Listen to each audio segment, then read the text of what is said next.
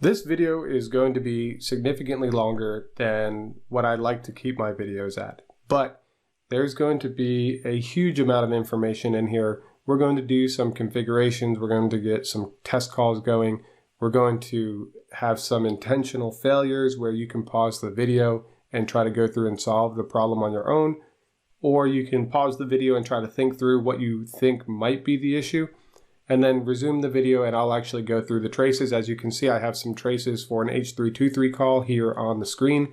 So we'll go through the traces, we'll show why it failed, and then we'll go and we'll resolve the failures. So in this setup, what we got here is we're going to have a phone at headquarters, and I believe that's going to be it's my 8821 with directory number 1002. So I added some 8821s in here so I can just sit at my desk and make phone calls. That is going to go over to my HQ CCM cluster where we have 3 different servers. That's our publisher and sub A and sub B. And then we're going to have 2 different trunks going over to our site B cluster where I have only 1 node over there. I don't have any subscribers on that. Let me see. All right.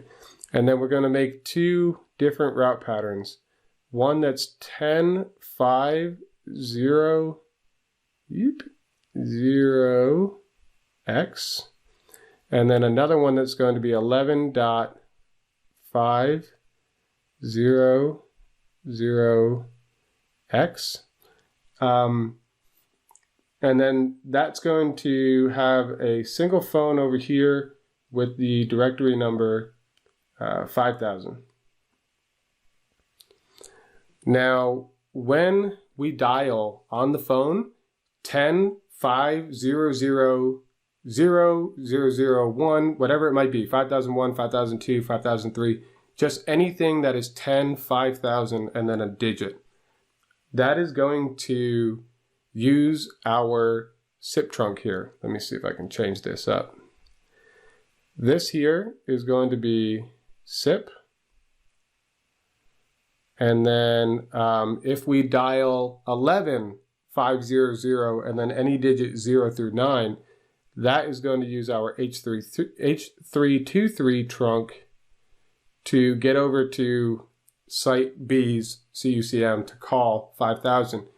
And the reason why we put this period here is so that we can tell the headquarters CUCM we want to strip off any digits that occur before the period and only send over to site B the digits that occur after the period, because the extension is 5000. It's not 10.5000, it's not 11.5000, it's just 5000. So let's cut off that 10, let's cut off that 11, depending on which one we're calling. But what this allows you to do is it allows you to have different types of trunks in your environment while keeping without having to really change too much of your dial plan or having to add too much to it. So again, this video is going to be way longer than what I like my videos to be. I apologize for that in advance, but I guarantee you there's going to be some fun stuff in here if you're following along. I think that you'll enjoy it, and you know, let me know down in the comments if this was too long and if I should be a little more careful, or if you think for videos like this one, if I keep it interesting enough that the duration is okay.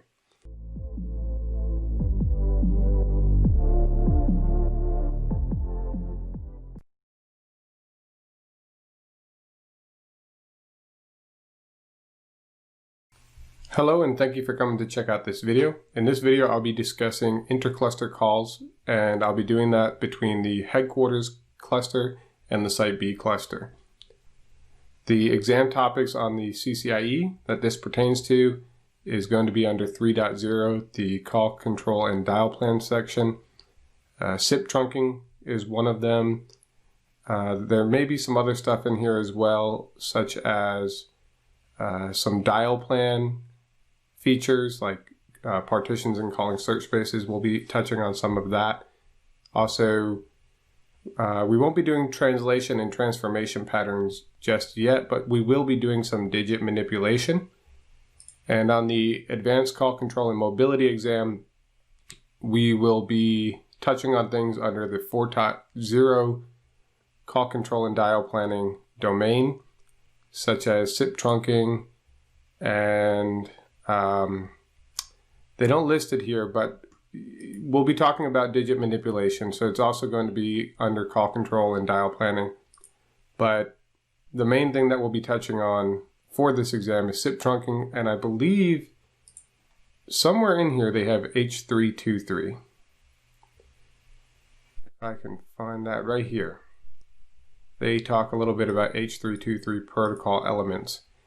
I will be setting up an H.323 intercluster trunk simply so that people can have some H.323 signaling in their environment that they can go and pull traces for, PCAPs, and learn more about it. Now, the CLACCOR doesn't really have much that pertains to this. There is the SIP section of it where you have to understand SDP and DTMF. So it will kind of touch on that. And then in call control, we might be kind of touching on this one here. Describe the Cisco Unified Communications Manager digit analysis process. And the reason why I say that is because I'll be putting these links into the description of the video like usual. And the first link that I'm putting in there talks about call processing. And in this chapter, there is a lot of really good information in here in terms of call processing. Now, I'm also going to have the SRND section for Cisco Unified CM Trunks, as well as Configure SIP Trunks from the System Configuration Guide, and Configure H.323 Trunks as well from the System Configuration Guide. And there will be some troubleshooting done in this video where I will ask you to pause the video and to test something and then try to figure out why it's not working.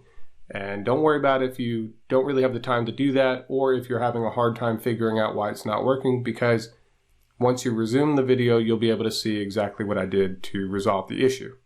So let's go ahead and jump into it.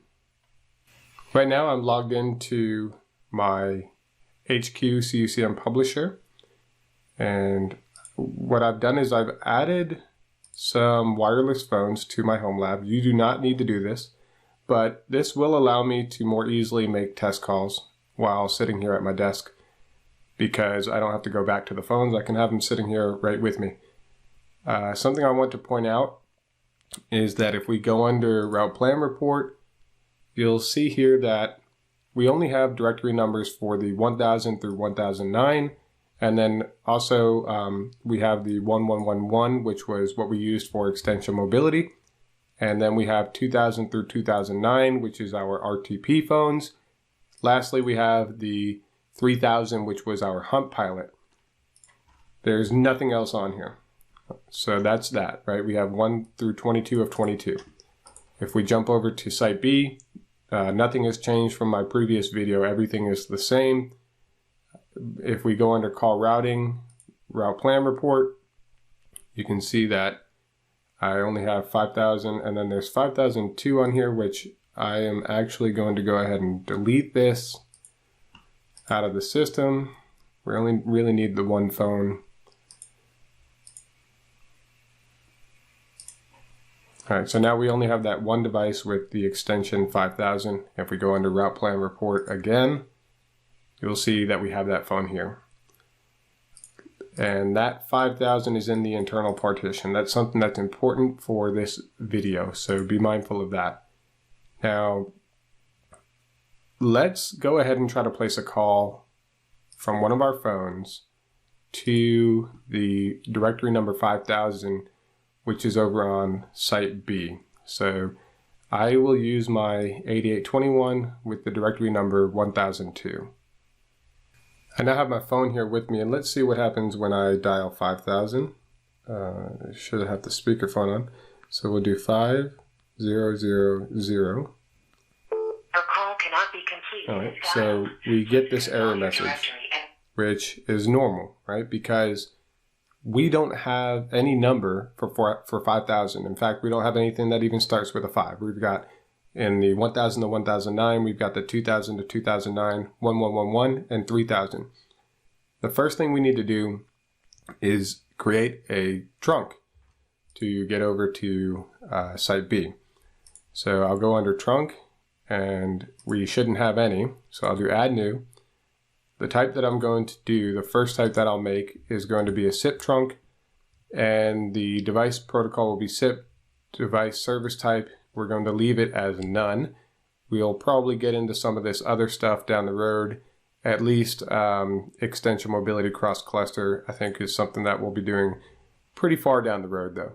So for this device name, I'm going to name it in caps SIP underscore trunk underscore 2 site underscore B. I'll put that in the San Jose device pool. Call classification, I'll keep it as on-net because we are going to site B, which is an on-net call. You could make a new location for this to put it in like a site B location. I'm actually calling my site B Boxborough, which is BXB for short, but I didn't create anything for it, so I'll just leave it as is. And let's see, what else do we want to put on here? Run on all active CM nodes. That's definitely something good to have. And we will have, for the inbound, you got to remember this is going to be also used for inbound calls from site B over to headquarters. For significant digits, I'll leave it as all. And for the calling search space, I'll set it to the internal CSS. We're not going to prefix any digits or anything of that sort. We don't have to worry about doing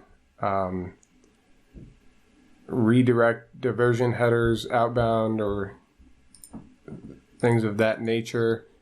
Here, I hope I have. No, I don't have it. So what we'll do is copy this out as the fully qualified domain name to be the destination of this trunk.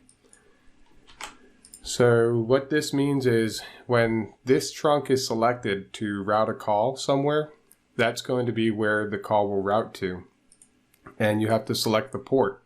So this is going to be the port which the remote side is going to be listening in on, and you can set that to 5060. Now, what I can say is that this is something important to know if you're going for your certifications. And we'll set that to a non-secure SIP trunk.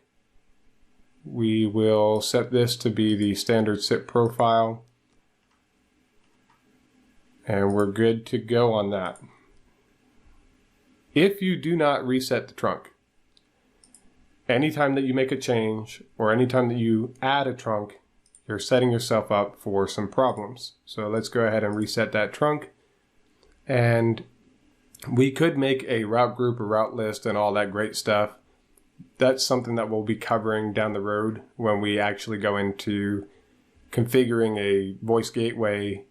But for now, I'm just going to go to route hunt and do route pattern. We'll create a route pattern that we will point directly at that SIP trunk. You can see I don't have any.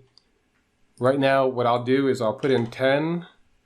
I don't have number lock on. 10 dot, or maybe I did. Okay, 10.500x. So the documentation that I've provided previously will actually talk about what these different wildcards mean. The reason why I'm putting in 10 dot is because I want it to be that if I dial 10, 5000, or 5001 or 5002, however many devices we end up putting onto Site B, but I really only intend on putting one device. If I dial 10.5000, I want it to use the SIP trunk. I'm going to make another route pattern here in a moment that will be 11.5000. So that way if I dial 11.5000, it will use the H.323 trunk. Let's go ahead and say route class. We're not going to change it. Let's go ahead and set this to our SIP trunk. Again, I'm making that on net. We'll use the calling party's external phone number mask, even though I don't have one set. We can do that, down the road. We're not going to be prefixing any digits, but what we will be dealing with is the digit manipulation that I talked about before. We'll be doing discard digits, where we discard pre-dot, because that 10 dot, we want to discard the 10 so that when site B gets the call, it won't be 10,5000 as the dialed number. It will be 10. It'll actually just be 5,000. Another thing that we could have done was just put 4 X's here. There's so much that you can do in terms of digit manipulation, and we will cover a lot of that down the road. Okay, so we have that added. Now let's go back and do device trunk and add new. I'm going to add an intercluster trunk that is non-gatekeeper controlled. Gatekeeper, I don't know if you know what it is, but it was basically just an iOS device that would sit in the middle of a network, and it allowed for very, very, very large environments to have a dial plan that was, you could pretty much point everything at the gatekeeper, and the gatekeeper would route calls where they need to go. Now, a lot of people use ILS with global dial plan replication, which is called GDPR, or they use SME to basically replace the gatekeeper. It's a lot easier too, because it's not H.323, it's not iOS, and it's a lot more robust because it's a CUCM. So let's move forward with our intercluster trunk. We'll hit next. I'll type this in just to make it easy. We'll actually change that to H.323. Again, I'll put in the San Jose device pool on that. I'm not going to set the location. Run on all active CM nodes.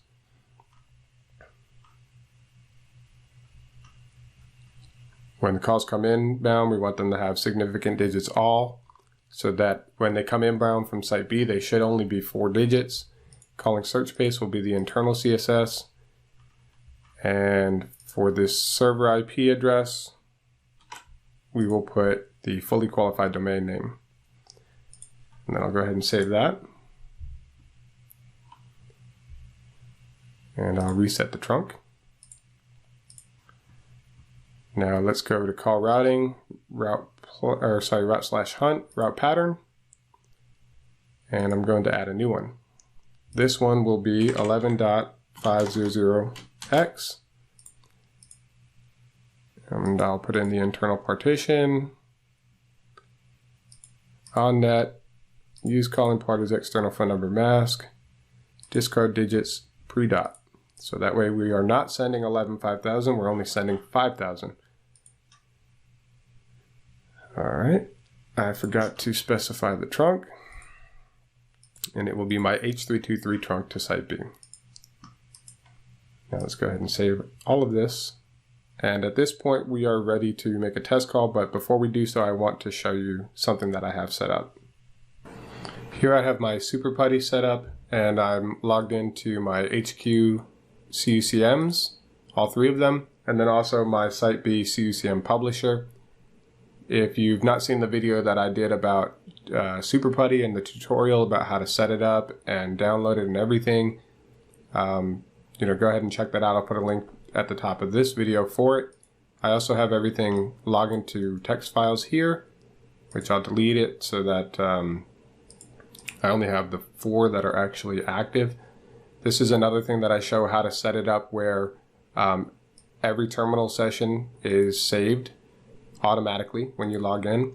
And then here's a command that I'm going to run onto the CUCM so that we can actually get the traces from Call Manager here in the terminal real time. That is something that I covered in my trace reading series in the video about 4 different ways to collect traces from CUCM, and I'll put a link to that at the top of this video as well. Now that we have this running, I'm going to take my phone again, and we'll go off hook and dial 10 5 1 2 3. So now we're down 10 5000, and we don't get the same error message anymore. Now we get a fast busy. If you'd like to take a moment to try to find out the cause of the issue on your own and maybe even troubleshoot it to the point of finding the resolution and then testing a resolution, go ahead and do so now. If you would like to just troubleshoot it to the point of, basically finding, I think this is the cause of the problem, but you don't want to do any configuration to resolve the issue simply because you want to have the same configuration as whatever I do in the next steps, pause the video now, find the problem, and then go ahead and resume the video to see how I troubleshot it and how I resolved it. So let's go ahead and hit Control-C on these different call managers here. Now, if we open up Notepad++, and we take this directory where the files were stored, we can do Control-Shift-F, plug it in there, and do dd equals 5,000.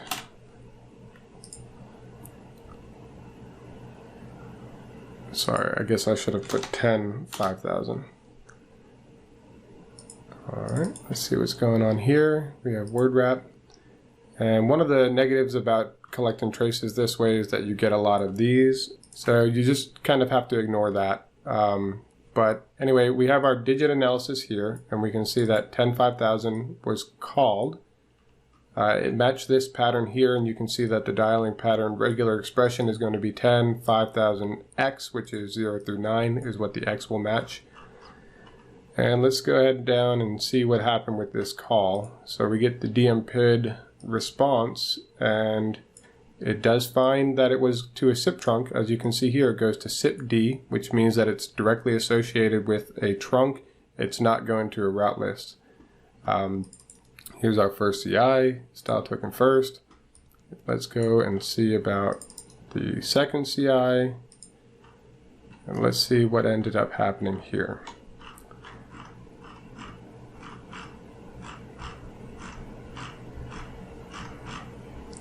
So it looks like we sent out the invite. You can see it's an outgoing invite over to our Site B CUCM. Let's go ahead and highlight this call ID, style token second, do Control F. We'll say find all in current document. We get a 100 trying, so Site B received the message and replied to us. But then we get a 503 service unavailable, and I'll tell you exactly why that is.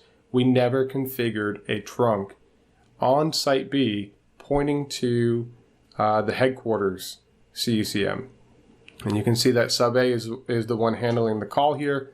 The reason for sub A being the one handling the call is because if we go back and take a look at our phone with directory number 1002, it's registered with sub A. So that's going to be where the phone sends its call to for processing. All right, now with that said, we now need to go over to Site B and configure some trunks pointing back to the headquarters CUCM cluster. I'm going to click Add New, then we'll select SIP, and we'll leave everything the same as we did on the headquarters CUCM. Then here, let's see if it auto-populates. It does, so I'm going to make that say HQ. Everything is the default, just like I showed in the other video about Site B's setup. We'll leave that location as hub none. Run on all active CM nodes. Significant digits, we'll keep it as all, because once that 10 or that 11, well, I guess for this one, 5000 is going to use the SIP trunk on its way over. So when we dial 5000, the 10 is going to get chopped off. 5000 is going to be sent over, and so we want to keep it as significant digits all. Now we'll just scroll down a little ways, and right here we have the destination port of 5060, and I'll come over here to copy this out.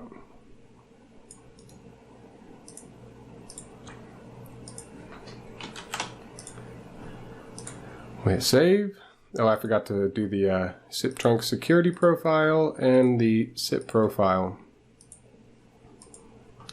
So we'll save that.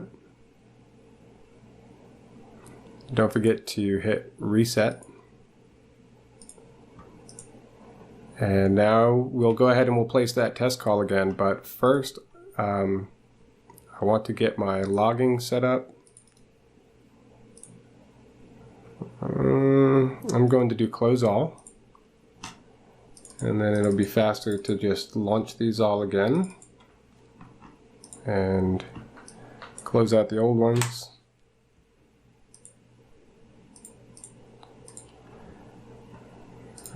Now we'll run that command. Make sure that it's going to everybody. It is. Let me get my 8821 again. And we'll dial 105,000. We get fast busy again. And this was on purpose. I knew that it would fail. So what I'd like you to do is pause the recording here and try to troubleshoot through it if you want to. If not, we're going to go ahead and dive into it right now together and see what's going on. I've hit Control-C on all of these to stop the trace. We'll copy this out and close this. Control-Shift-F, let's dump that in there, and we'll do dd equals 10,5,000. We find our digit analysis here, and then we'll scroll down a little bit, and we'll get our CI 1 and 2, which are here. You'll also see it up in the DMPID response. So I'll style token that as first. Now let's see, earlier the invite went from headquarters over to Site B and we got 503 service unavailable. Let's see if that has changed. We'll go down and we'll find the SIP signaling. Here's the SIP call ID, and I'll highlight that, style token 2, Control-Shift-F, we'll search for that. We get back a 100 trying, and we still get a 500 service unavailable. You know why? Because we didn't add the sub B or sub A or sub B. The call's coming in from sub A. So what you need to do is go back over here to the trunk, and you need to add. Don't forget to put in the port 5060 and 5060. Right? So if I remember correctly, this is sub A like that, and then sub B, but we want to confirm it. Show myself, HQ CUCM sub A, same thing here, show myself, HQ CUCM sub B. So now we have those added to the trunk. We'll click save, okay. All right, we'll save it again. Hopefully it kept the things down there in the bottom. All right, looks like we're gonna have to do it like this.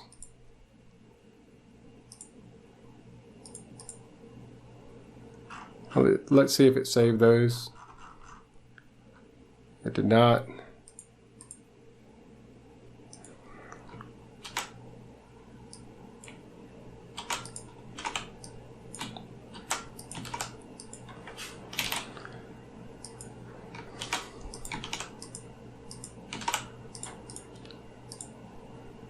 All right, and it took the change that time. Don't forget to reset your trunk.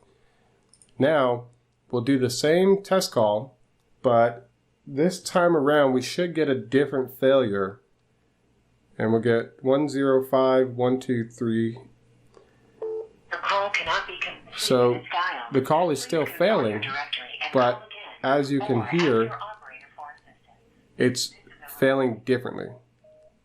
And whenever you hear that, your call cannot be completed as dialed, please ask your administrator for assistance. This is a recording. That is very typical of a certain kind of failure. So I'm going to close this out and say, no, don't save it. If you want to, pause the recording and go into your own troubleshooting. I don't see the call in here twice though. Let's make sure that that time is the same.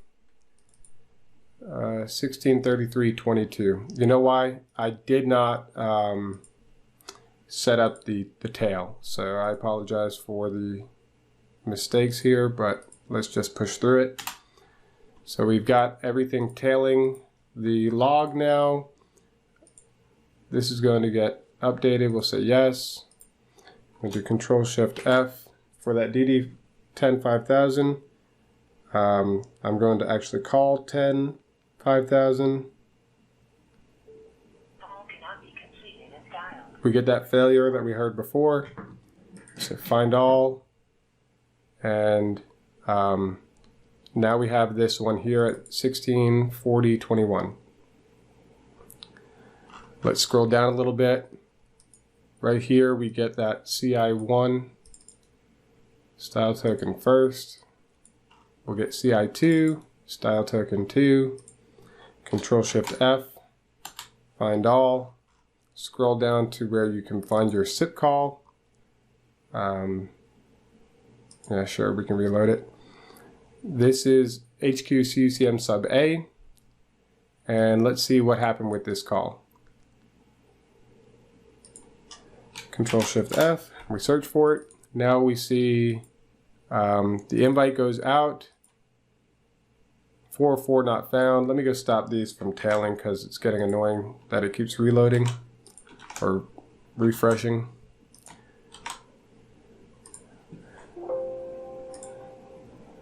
So we get 404 not found immediately instead of the 100 trying and the what is it called? 503 service unavailable. Now we're actually down here getting into the file for Site B CUCM pub. So you can see that the invite comes in and then 404 not found, and there's an ACK that we didn't see over here, probably because I didn't reload the file. Now if you were to scroll back up, you could find the digit analysis that occurred between the invite coming in and that 404 not found going out.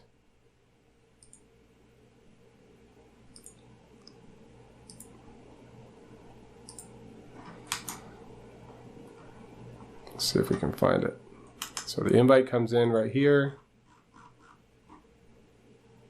100 trying, 503 service unavailable. So this was the other call that we looked at earlier. Scroll down, we should find another invite. Right here, invite comes in. This is our most recent call that I just did. And then looks like it did send back a 100 trying and 404 not found. I must be scrolling right past the digit analysis. Yeah, here it is. And you can see it just goes straight to no potential matches exist. And that recorded message that we heard and this here that we're seeing, and then also 404 not found with a cause code of 1, all of these things indicate either 1, that the pattern 5000 doesn't exist, but we know that it does, or there's a calling search space and partition issue. Well, let's go back and take a look at that phone. Its directory number is in the internal partition.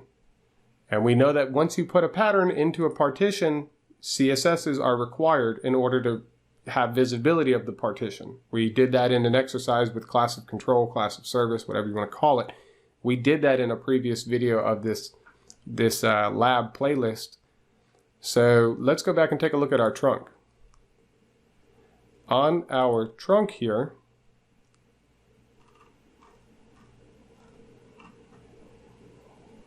for outbound calls, we're not too concerned with it. Inbound calls, there is no calling search space. So we'll put the internal CSS on that. And then we will reset it to take the change. And now let's try that call again. And what do you know? This phone back here, which is my directory number 5000, is ringing. And the call is actually connected.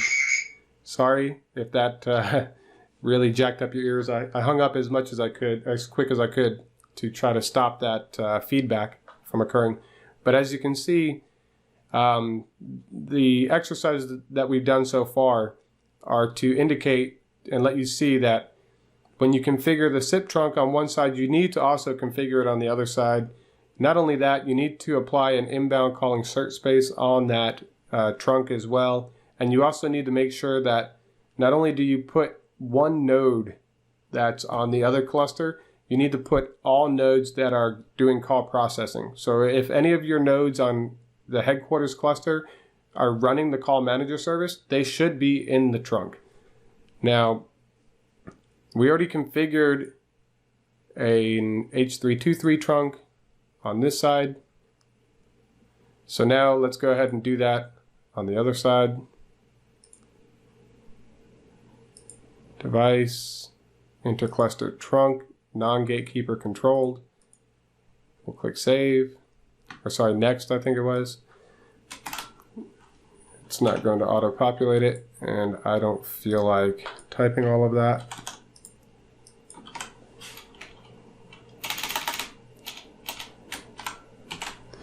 All right, so we have the H.323 trunk 2 headquarters.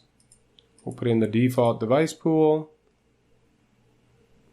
Call classification, I'll keep it as on-net. You don't have to do this on-net and off-net stuff, but maybe that's something I can cover later, because if you were to look at some of these exam topics, I do believe that they cover toll fraud and call classification in terms of on-net and off-net. Those are really big deals when you're talking about preventing toll fraud. That's why I can't say it right. It's been a long day. All right. It's not on here. Let me see if it's on the other exam.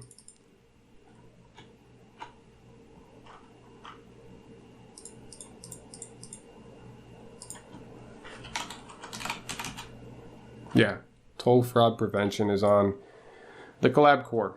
So you are definitely going to want to know that. Things like call classification, on-net and off-net, how does that affect toll fraud? We'll talk more about toll fraud at a later date. Now, I'm going to do run on all active CM nodes. Do not forget to give it the calling search space. Don't forget that we need the publisher, sub A and sub B. Let me remove one of those.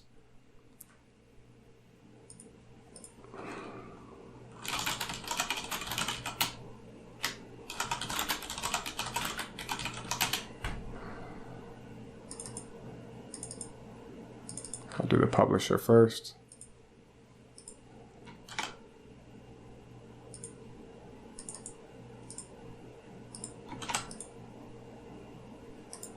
All right, and we'll save it.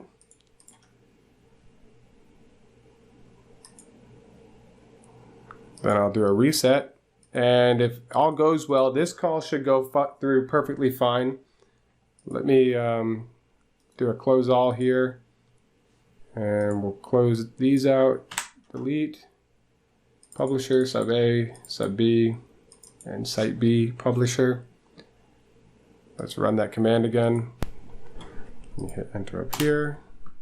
Sub B, or site B pub has it, sub B has it, sub A and publisher, they all have it. Now, let's fire up this phone, and we're going to dial 11 5000 instead of 10 5000. Actually, it looks like this phone is resetting right now, so I will pause the recording for a moment until this phone registers back. All right, the device is registered back again, so we're going to do 115000. And you can see that it went through. Now, I hung that up. What we need to do now is prove that it actually went over the H.323 trunk.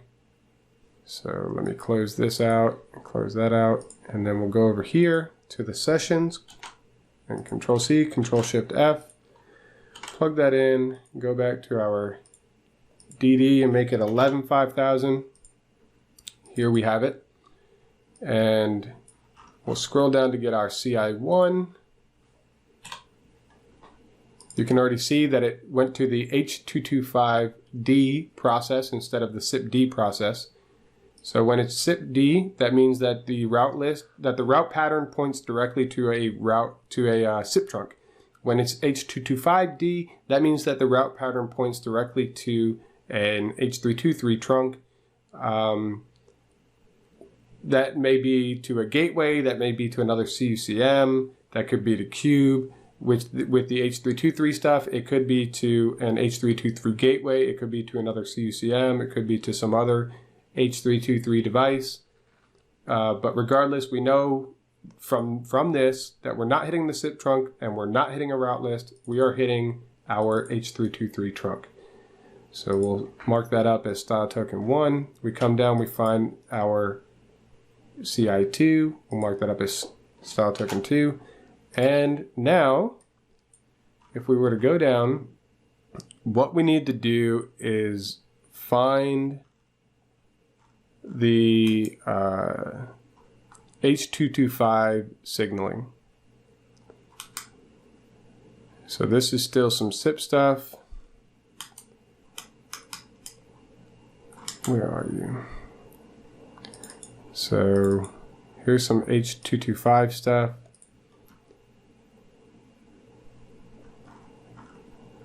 Here's the H.323 signaling, which is actually H.225. So H.323 is a protocol suite. You got H.225, which is signaling, you know, like a call proceeding, setup messages.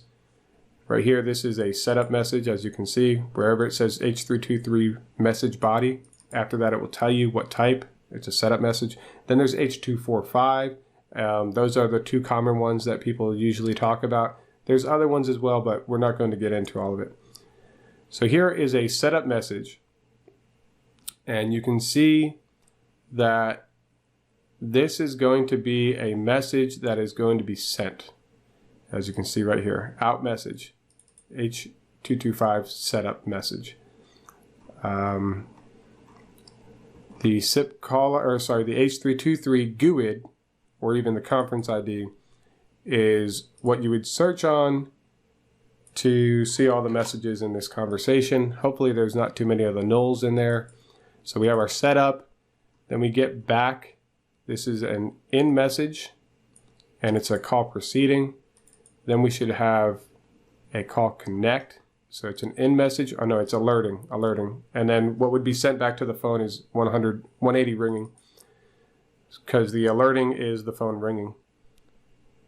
Now, what type of message do we have here? This is a notify that looks to be coming inbound again. Where is it? Somewhere in here it should say in message. Right here. So here's the notify.